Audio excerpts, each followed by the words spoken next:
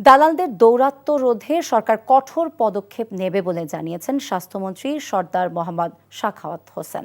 সকালে Dhaka medical college হাসপাতাল পরিদর্শন শেষে কথা জানান তিনি। রোগীদের অন্য হাসপাতালে ভাগিয়ে নেওয়া বন্ধ করা হবে বলেও জানান মন্ত্রী। হাসপাতালগুলোতে স্বাস্থ্যকর্মীর সংখ্যা কম বলে জানান তিনি।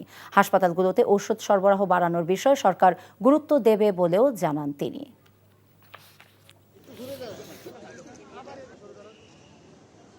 আমরা শুনেছি আমরা দালাল বা ট্রলি বিক্রি করা যে কাজগুলো, যেমন ওই দিন পঙ্গুতে হয়েছে, একটা অফিস অর্ডার হয়েছে, আমরা এগুলি কঠোর হস্তে দমন করব। মেডিসিন সব পাচ্ছে না রোগীরা, এটা একটা কমপ্লেন আছে।